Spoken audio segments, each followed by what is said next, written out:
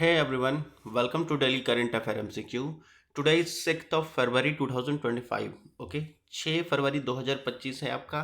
Start करते हैं अपने पहले क्वेश्चन से। ये हमारा daily current affair MCQ session चल रहा है, ठीक है। अगर इसका PDF चाहिए तो टेलीग्राम पे जाइए और टेलीग्राम का लिंक आपको वीडियो के डिस्क्रिप्शन में और चैनल के अबाउट में तो मिल ही जाएगा। Okay, now start from our first question. देखो जो हमारा पहला क्वेश्चन कहता है what is the primary principle behind the functioning of atomic clock. Atomic clock को लेकर के बेसिकली बात किया जा रहा है। तो एटॉमिक क्लॉक का जो प्राइमरी प्रिंसिपल है वो किस बेस पर है वो आपको बताना है, ठीक है। तो आपको पहला कहता है it measure the time based on the vibration of quartz crystal. Second कहता है it uses the decay rate of radio active isotope to keep time. C कहता है it rely on precise frequency of electromagnetic radiation emitted और absorb by atoms. D कहता है it calculate times based on the earth rotation around the sun. Okay, तो बताओ इसमें से कौन सा है जो प्राइमरी प्रिंसिपल पर बेस्ड है एटॉमिक क्लॉक, उसके बारे में बात कर रहा है। तो बताओ। देखो इसका करेक्ट आंसर जो हो जाएगा वो आपका सी हो जाएगा, ठीक है। ये रिलाई करता है आपको फ्रीक्वेंसी ऑफ इलेक्ट्रोमैग्नेटिक रेडिएशन पे, जो क्या करता है और ऑब्जर्व किसके द्वारा किया जाता है, आपका एटम के द्वारा, ठीक है। तो इसका करेक्ट ऑप्शन जो हो जाएगा वो सी हो जाएगा। Now move to the next question. देखो हमारा सेकंड क्वेश्चन क्या कहता है, consider the following statement regarding the Paris climate agreement 2015। 2015 में 2015 में जो आपका पेरिस क्लाइमेट एग्रीमेंट हुआ था उसके रिगार्डिंग कौन सा ऑप्शन करेक्ट है वो आपको बताना है, ठीक है। आपका पहला स्टेटमेंट कहता है it aim to limit the global warming to below the 2 degree Celsius above the pre industrial level with effort to increase the 1.5 degree Celsius, ठीक है।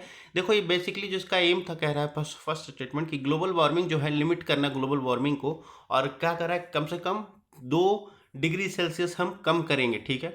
उसको सेकंड स्टेटमेंट कहता है it mandate the legally binding emission reduction target for all party. ये सारे पार्टियों के लिए क्या था, बाइंडिंग था, ये आपका सेकंड स्टेटमेंट कह रहा है। थर्ड वन कहता है आपका develop country are expected to provide financial support to developing nation to combat the climate change, ठीक है। जो भी डेवलप कंट्री हैं, जो भी डेवलप देश हैं, विकसित देश हैं, वो क्या करेंगे, वो फाइनेंशियल सपोर्ट करेंगे, फाइनेंशियल सहायता पहुंचाएंगे किसको, डेवलपिंग कंट्री को। जो कंट्री डेवलप हो रहे हैं उसको पहुंचाएंगे, ठीक है। तो इसमें से कौन सा स्टेटमेंट करेक्ट है वो आपको बताना है, बताओ।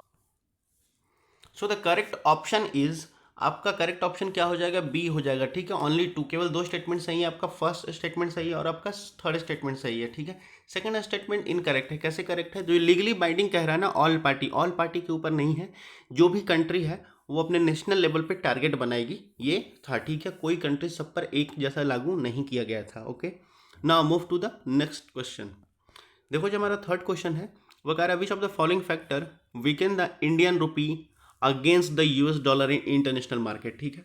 इसमें से कौन कौन से पॉइंट है जिसको बताना है आपको कि जो क्या करता है, इंडियन रुपये को वीक कर रहा है US डॉलर के अगेंस्ट मार्केट में, ठीक है। पहला कहता है high crude oil price in international market, ठीक है। हायर क्रूड ऑयल प्राइस हो चुका है इंटरनेशनल मार्केट में, जिसके कारण क्या इंडियन रुपीज कम हो जा रही है, वीक हो जा रही है US डॉलर के मुकाबले, ठीक है। दूसरा स्टेटमेंट कहता है increase the foreign portfolio investment inflow into the Indian market, ठीक है। इंक्रीज कर रहा है पोर्टफोलियो इन्वेस्टमेंट जो कि इंडियन मार्केट में है, उसके कारण भी हो रहा है, ठीक है। ये आपका थर्ड स्टेटमेंट क्या कहता है, widening of India's trade deficit. India का ट्रेड डिफिसिट बढ़ रहा है, वाइड हो रहा है, इसके कारण भी ये कह रहा है कि इंडियन रुपीज़ जो है वो वीक हो रही है डॉलर के मुकाबले। फोर्थ कहता है increase the interest rate by the US federal reserve, ठीक है। US फेडरल रिजर्व के द्वारा इंटरेस्ट रेट इंक्रीज करने पे भी ऐसा कह रहा है फोर्थ स्टेटमेंट की इंडियन रुपीज़ जो है वो वीक हो रहा है US के मुकाबले। तो बताओ इसमें से कौन सा स्टेटमेंट करेक्ट है जिसके लिए आपको ये पता चलता हो कि इंडियन रुपीज़ वीक हो रहा है US डॉलर के मुकाबले। So the correct option is, आपका पहला स्टेटमेंट सही हो जाएगा, थर्ड स्टेटमेंट भी सही हो जाएगा, फोर्थ स्टेटमेंट सही हो जाएगा, सेकंड आपका रॉन्ग है, ठीक है। तो जिसके रिगार्डिंग आपका ऑप्शन क्या हो जाएगा, वो सी हो जाएगा, ठीक है। 1 3 4 ओनली, ठीक है। ये आपका सेकंड स्टेटमेंट बस गलत है, बाकी सारे के सारे सही हैं। तो आपका सी ऑप्शन हो जाएगा। Okay, that's all.